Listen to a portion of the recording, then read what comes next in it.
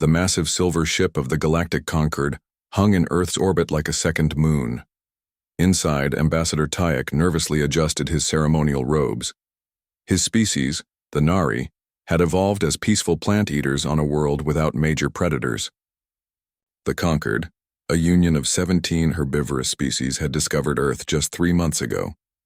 Final approach to the human space station, announced the pilot. Tyke studied the data again. Humans were classified as harmless omnivores, though they consumed some animal protein. The analysis suggested they were a balanced species who had outgrown their primitive instincts. Still, something about their history troubled him. "Ambassador, your translation device is ready," said Science Officer Bay, handing him a small silver disc. "Remember to maintain calm. Humans are said to be perceptive of emotional states." Their shuttle docked with the International Space Platform. Tyke took a deep breath of filtered air and stepped through the airlock, flanked by his 4-person delegation. Commander Park waited on the other side, standing straight in her blue uniform. 5 other humans lined up beside her. They smiled, showing their teeth in what Tyke's briefing had described as a friendly gesture, though he couldn't help noticing their sharp canines. "On behalf of Earth, welcome to humanity's home," Commander Park said, extending her hand. Tyke hesitated before copying the gesture. When they shook hands, he noticed her grip was firm, controlled, precise. "The Galactic Concord extends friendship," Tyke replied. "We are pleased to finally meet your kind." The human delegation guided them through the station to a meeting room with a large window overlooking Earth. Tyke noticed how the humans moved, smoothly, efficiently, always aware of their surroundings. Their eyes constantly tracked movement. Even at rest, they seemed ready to spring into action. During the formal meeting, a human assistant named Min entered carrying drinks. He tripped slightly, nearly dropping the tray. Tyek observed how every human in the room instantly tensed, their eyes locking onto the potential threat before relaxing when they realized it was nothing. The reaction happened in a split second, but Tyek had seen it. Predator reflexes. Later at the welcome dinner, Tyke watched the humans eat. They used metal tools to cut their food, implements that looked remarkably similar to weapons. Their teeth tore through protein cubes with disturbing efficiency. "Is something wrong with your meal, Ambassador?"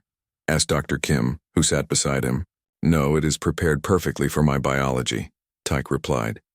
"I am just fascinated by your eating customs." Dr. Kim smiled. "We have thousands of different food traditions on Earth. This is just formal diplomatic dining." The conversation turned to cultural exchange. The humans were curious about conquered species, asking many questions about evolution and biology. Tyke became increasingly uncomfortable with their focused attention. "Your world has an impressive diversity of life forms," said Science Officer Bay, trying to change the subject. "We noted many large predator species in our scans." "Yes," Commander Park nodded. "Lions, tigers, wolves. Many are endangered now, but we've worked hard to preserve them. There's something magnificent about predators, don't you think?" A chill ran through Tyke's body. The human spoke about predators with admiration. The evening continued pleasantly enough, but the Concord delegation exchanged worried glances. When Dr. Kim accidentally knocked over her glass, every human in the room snapped to attention, eyes tracking the movement before they caught themselves and relaxed. Later, back on their ship, the delegation gathered to share observations. "Their eyes," said Bay, "forward-facing. Perfect depth perception for tracking prey. Their reflexes are too quick," added Medical Officer Ju. "And did you notice their muscles? Dense and powerful even in their smallest females." Tyke looked out the viewport at Earth below. "Their history showed conflict, but we assumed they had evolved beyond it. I fear we may have misunderstood what humanity truly is." "What do we tell the Council?" asked Bay. Tyke considered carefully. "We tell them that we may have made a serious error in classification. These are not simple omnivores. These creatures evolved as hunters. Everything about them, their eyes, their reflexes, their teeth, their thinking, all of it speaks to a predatory nature." "But they seem peaceful now," Ju argued. "Yes," said Tyke. And that makes them more dangerous, not less. They have the instincts of predators, but the restraint of diplomats. We must reconsider our approach to Earth immediately. As night fell over half the planet below, Tayek watched the darkness spread across continents. Somewhere down there, millions of years of evolution had created something the conquered had never encountered before. Intelligent predators who smiled and shook hands while their eyes tracked every movement. The galaxy had just become a much more complicated place. The Concorde research vessel hung in silent orbit around Mars, deliberately keeping distance from Earth after the unsettling first contact. Inside the ship's main laboratory, xenobiologist Juan hunched over his workstation, 4 eyes blinking rapidly as data scrolled across multiple screens. "Play it again," he instructed the computer. The screen displayed footage from the diplomatic dinner. Juan watched closely as the human female Dr. Kim knocked over her glass. The recording slowed, highlighting how every human in the room instantly shifted their attention to the potential threat, muscles tensing before they consciously relaxed. "Predator response," Juan muttered, making notes. "Instant threat assessment. Evolutionary adaptation for hunting and survival." The laboratory door slid open as Counselor Min entered. She wore the elaborate golden robes of the Concorde High Council, looking out of place among the scientific equipment. "Your report was most disturbing, xenobiologist," she said. "The Council requires more evidence before we classify humans as a potential threat." Juan nodded and gestured to the screens. "I've spent 2 months analyzing their biology and history. Look here." He pulled up anatomical diagrams of human bodies. Forward-facing eyes for depth perception when tracking prey. Endurance-based physiology that allowed them to chase animals until exhaustion. Omnivorous teeth designed to tear flesh. Sweat glands for temperature regulation during long hunts. Counselor Min's skin paled slightly. "But their civilization seems peaceful now." "On the surface, yes, but their history tells another story." Juan touched another screen, bringing up images from human wars. They fought each other constantly, developing increasingly efficient killing tools. Their entertainment still glorifies combat and hunting. Their sports celebrate the traits that made them successful predators. He pulled up footage of human children playing. Even their young practice hunting behaviors instinctively. They play games of chase and hide-seek, basic predator training exercises. Counselor Min moved closer to the screens. "Could we have misunderstood? Perhaps they're simply efficient omnivores." "I thought so too until I found this." Juan displayed ancient cave paintings showing human hunters with spears. They were persistence hunters. They didn't just eat meat opportunistically, they actively pursued prey across long distances. Their intelligence evolved specifically to outsmart other animals. An alert chimed on Juan's console. "And now we have another problem. The humans have established an unauthorized colony on Proxima b, despite our advisement against expansion until proper integration into Concord protocols." "They ignored our directive?" Min asked, alarmed. "Completely." Their response was polite but firm. They claimed sovereign right to exploration and proceeded anyway. Min's communication device beeped. She answered, listened briefly, then looked up with concern. "The Council has received reports that humans are constructing what appear to be defensive installations around their new colony." Juan wasn't surprised. Classic territorial behavior. They're securing their hunting grounds. "This makes no sense," Min protested. "They have been peaceful in all our interactions." "Because they haven't felt threatened yet," Juan explained. "Predators conserve energy. They don't fight unless necessary." He pulled up one final image, a human skull. "Look at their brain development. Advanced problem-solving, strategic planning, emotional complexity. These aren't simple hunters. They're apex predators who develop technology." Min stared at the image. "What do you recommend?" "Caution. Containment, perhaps. Their expansion needs to be controlled." On his screen, a new alert flashed. Juan opened it and frowned. "They've launched 3 more colony ships toward nearby systems." "So quickly?" Min asked. They move fast when motivated, and they seem very motivated to claim territory. Juan brought up a star map showing the human expansion pattern. They're creating a defensive perimeter. Against what? We've shown no aggression. That's what troubles me, Juan said. They're preparing for a threat that doesn't exist yet. They think like predators, always anticipating the next challenge. Min moved to the viewport, looking at distant Earth. The council must decide how to respond. Juan joined her. There's one more thing you should know. I've analyzed their fiction, the stories they tell themselves. Many involve encounters with alien species. In most cases, they imagine themselves either fighting or outsmarting those aliens. You mean they've been preparing for us before they knew we existed? Exactly. And in their stories, humans usually win. Min turned from the viewport. I must inform the council immediately. This changes our approach entirely. As she left, Juan returned to his screens. A new transmission from Earth showed humans celebrating the successful establishment of their Proxima colony. They looked happy, peaceful, cooperative, all traits the Concord valued. Yet Juan couldn't ignore what lurked beneath that civilized exterior. The instincts of a species that had clawed its way to dominance by outsmarting, outrunning, and outlasting its prey. The question wasn't whether humans were predators. The question was whether they saw the conquered as prey. The sky above Proxima Colony turned red as emergency lights flashed across the settlement's protective dome. Alarms blared through every sector. Inside the colony's main power facility, Chief Engineer Wu slammed her hand against the emergency containment panel. "System failure in sectors 3 through 7, shouted her assistant over the noise. "The cooling system is completely offline." "That's impossible," Wu replied, fingers flying across the control panel. "These systems have triple redundancy." On her screen, critical systems shut down one after another in a cascade that made no logical sense. This wasn't random failure. This was deliberate sabotage. Outside the facility, chaos spread through the colony's streets as the environmental systems began to fail. Temperature rose rapidly as life support systems struggled. In the colony's command center, Colonel Lee remained eerily calm as reports flooded in. "Evacuate sectors 5 and 6 immediately," he ordered.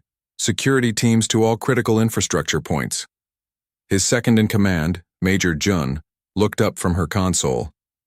"Sir, we've detected an unauthorized ship leaving atmosphere." Lee's eyes narrowed. "Concord signature?" "Yes, sir." "Small vessel, likely an infiltration craft."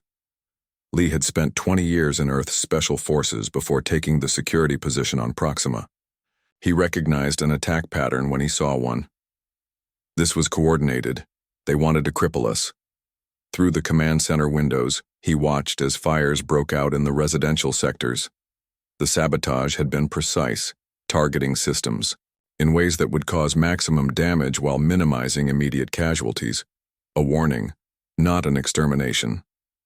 "Sir," Jun reported, "first casualties coming in. 3 dead in power facility explosion, 12 injured in life support section." Lee's expression hardened. "Deploy all security teams, full tactical protocol." Within minutes, the colony's defense force, all former military personnel who had trained together for years, moved through the settlement with practiced precision. These weren't civilian security guards. They were combat veterans who had maintained their edge despite the peaceful mission of the colony. From orbit, Captain Doe of the Concord peacekeeping vessel watched with growing concern. The radical faction that had orchestrated the sabotage had assured the council this would be a simple display of power. Disable the colony temporarily, force the humans to abandon it, and establish conquered authority. What he witnessed instead sent chills through his body. "Magnify Sector 4, he ordered. The screen showed human security teams moving with coordinated efficiency he'd never seen in civilian populations. They secured areas, evacuated civilians, and tracked down the remaining saboteurs with frightening speed. "They're hunting the infiltration team," his sensor officer reported. Hunting was exactly the right word. The humans moved like predators tracking prey, methodical, patient, deadly. The Concord infiltrators, hidden among the colony's structures, were being systematically located and captured. "Captain," his communications officer called out, "we're receiving a transmission from the colony." The screen showed Colonel Lee, standing calmly despite the chaos visible behind him. "Concord vessel," Lee said, his voice unnervingly steady. "Your operatives have caused the deaths of Earth citizens. We have 7 of your infiltrators in custody. The 8th tried to resist." He paused. "He did not survive the attempt." Captain Doe felt his blood run cold. The calm way the human delivered this news was more frightening than any display of anger would have been. "This was not authorized by," Doe began. "Your internal politics don't concern us," Lee interrupted. "Your people attacked without provocation.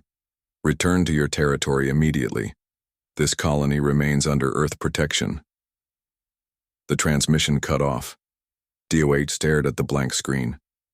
"Should we attempt recovery of our operatives?" his second asked. "No. The humans have them now." Doe had studied the briefings on human history. He knew what happened to those who threatened human territories throughout their bloody past. From the colony below, a small fleet of ships suddenly launched, taking up defensive positions around the settlement. These weren't civilian vessels, they were military craft with weapon systems actively scanning the conquered ship. They had military vessels hidden in their colony structures, the sensor officer reported, voice shaking. "Of course they did," Doe replied bitterly. "They were ready for us, they're always ready." On screens across the galaxy, news of the incident spread rapidly. Species that had never feared humans before watched footage of the colony's response. Not panicked civilians, but organized, efficient defenders who moved with the precision of natural predators. In the Concord Council chambers, the recordings caused uproar. Councillor Min watched as her colleagues argued frantically about how to respond. "They must be contained," one shouted, "before they spread further." But Min had seen the footage from beginning to end. She had watched how humans protected their wounded, how they prioritized saving lives over pursuing attackers, how their predatory efficiency was tempered by compassion. "I fear," she said quietly to herself, "that it may already be too late for containment." The Concord Council chamber fell silent as Admiral Yoon of the newly formed Terran Defense Alliance strode to the center of the room. She wore a simple, dark uniform with minimal insignia, yet every alien representative could sense her authority. The emergency session had been called after 3 failed attempts to blockade Earth's colonies. "The Terran Defense Alliance appreciates this opportunity for dialogue," Admiral Yoon said calmly. Her words contrasted sharply with the tense atmosphere. Just days earlier, 3 Concord vessels had been disabled by a much smaller human fleet. Near Europa, Councillor Jin rose from his seat, his forearms trembling slightly. "Your species has repeatedly violated containment protocols established for the safety of all galactic citizens." Admiral Yoon's expression didn't change. "Earth never agreed to containment. We offered friendship and received hostility." Behind, her view screens displayed the growing network of human colonies. In just 6 months since the Proxima incident, humanity had established 7 outposts in neighboring systems. Each colonial ship had been accompanied by defensive vessels that the humans had somehow kept hidden from Concord scans. "Your expansion threatens the stability of this region," another counselor argued. "Interesting perspective," Admiral Yoon replied. "From where we stand, your attempt to sabotage our colony and subsequent blockade were the first acts of aggression."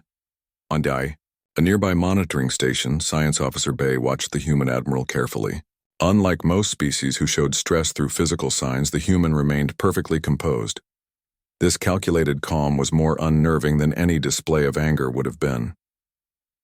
"The Council does not recognize these unauthorized settlements," Jin insisted. Admiral Yoon simply nodded. "We don't require your recognition, only your understanding of one simple fact. Humans protect what's theirs." The chamber erupted in murmurs. This was not how diplomatic negotiations usually proceeded within the Concord. Most species sought compromise and harmony. The human made demands without offering concessions. "Is this a threat?" Jin asked. "It's information you should consider before your next move." Admiral Yoon gestured toward the tactical display. The Concord has numbers and resources. We acknowledge this. But numbers aren't everything in conflict. The screen shifted to footage from what became known as the Battle of Europa. 3 massive Concord vessels surrounded a single human ship. The human vessel should have surrendered immediately when confronted with such overwhelming force. Instead, it executed a series of maneuvers that defied conventional space tactics. Using Europa's gravity as a slingshot, the ship accelerated to speeds that should have torn it apart. It circled behind the Concord vessels and deployed devices that disabled their systems without destroying them. We could have destroyed those ships, Admiral Yoon noted. We chose not to. From his observation post, Bay understood what many of his colleagues didn't. Humans weren't fighting like a civilization defending itself. They were fighting like hunters who had studied their preys, weaknesses.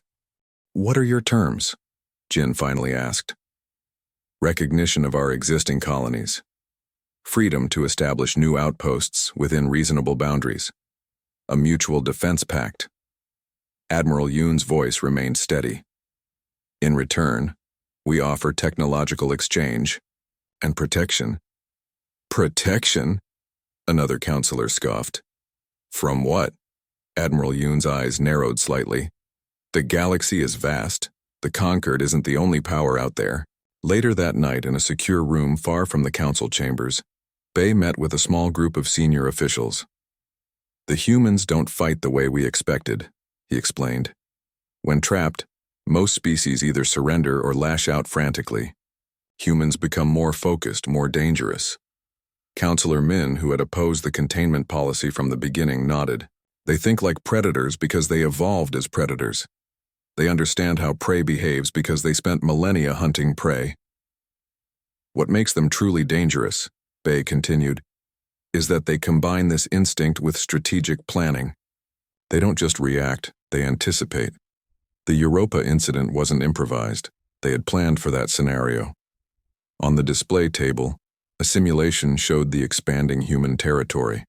Unlike the Concord's orderly expansion patterns over centuries, the human colonies formed a defensive perimeter, each positioned to support the others.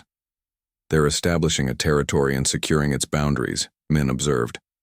Classic predator behavior. Can we contain them with force? Someone asked. Bay shook his head.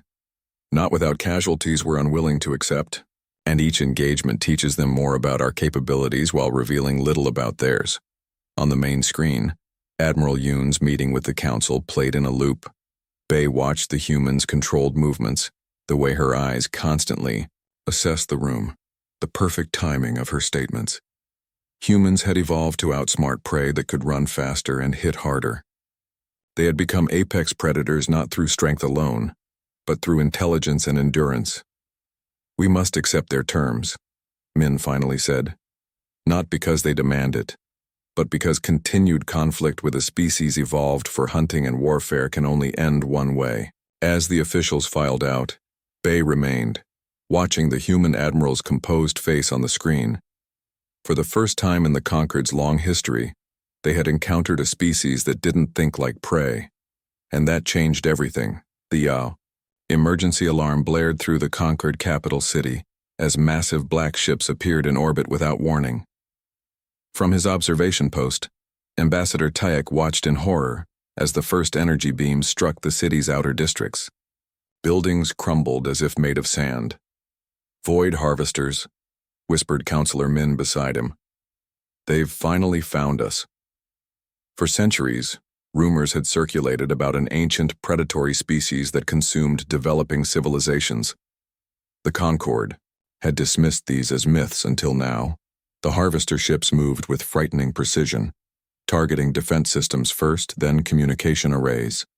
Concord vessels, designed primarily for peaceful exploration, rose to meet them but were quickly overwhelmed. We need to evacuate the council, Taek said urgently, but Min shook her head. No time. Our long-range communications are already down. On the tactical display, the planetary defense grid failed section by section. The herbivorous species of the Concord had never developed truly effective weapons. They had never needed to until this moment. "Wait," said the communications officer suddenly. "We're receiving a transmission from human space." The main screen activated to show General Song of the Terran Defense Alliance. His expression was serious but calm, despite the chaos unfolding. "We've detected multiple unknown vessels attacking your homeworld," he said without preamble. "Our fleet is en route. Hold position as long as possible." Min stared at the screen in disbelief. "The humans know? They're coming here?" Before anyone could respond, the screen changed to show dozens of ships emerging from faster-than-light travel near the outer planets. Unlike the elegant curves of conquered vessels or the threatening black hulls of the harvesters, these ships were angular, functional, and bristling with weapons. "The human fleet," Tak breathed. "But how did they respond so quickly?" "They were watching us," Min realized. "Even after the peace treaty, they kept monitoring our space." On the surface, panic spread as harvester landing craft deployed throughout the city. Creatures with multiple limbs and chitin armor poured out, capturing conquered citizens with paralyzing weapons. Unlike the humans, who were predators who had learned restraint, these were creatures that had evolved specifically to consume other sentient beings. In orbit, the battle took an unexpected turn as human vessels engaged the harvesters. Though outnumbered, the human ships moved in coordinated patterns that confused the enemy. They fought not as individual vessels but as packs, drawing harvesters into carefully planned kill zones. "Their tactics," Min observed, watching the tactical display. "They're hunting the harvesters." The human fleet split into smaller groups, each targeting specific harvester vessels. When a harvester would turn to engage one group, another would strike from behind. It was a strategy born from thousands of years of predatory evolution, the same skills humans' ancestors had used to bring down animals larger and stronger than themselves. On the ground, the situation was dire until atmospheric. Entry vehicles burned through the clouds. Each carried squads of human soldiers who deployed throughout the city with practiced efficiency. Colonel Lee, who had defended the Proxima colony months earlier, led the ground forces. His team moved through the streets, engaging harvesters with precision that stunned the watching conquered citizens. "Form a perimeter around the civilians," Lee ordered over the tactical network. "Priority is extraction of non-combatants." The conquered had always seen humans as dangerous because of their predatory nature. Now they watched as that same nature was turned against a true enemy. Humans didn't panic when faced with the harvesters. Instead, they became more focused, more lethal, their movements more precise. In the command center, Tyke and Min watched as human soldiers escorted Concord civilians to safety. One human medic treated wounded aliens with the same care she would show her own species. Another soldier picked up a conquered child and carried it to safety, shielding it with his own body when debris fell. "They're protecting us," Tyke said softly. "Not just fighting for us." "That's what we misunderstood," Min replied. "Being a predator species doesn't just mean they know how to hunt. It means they know how to protect their pack." 3 days later, when the harvester threat had been neutralized, General Song met with the Concord Council. The chamber, partially damaged in the attack, was filled with both Concord representatives and human officers. "Why did you help us?" Counselor Jin asked.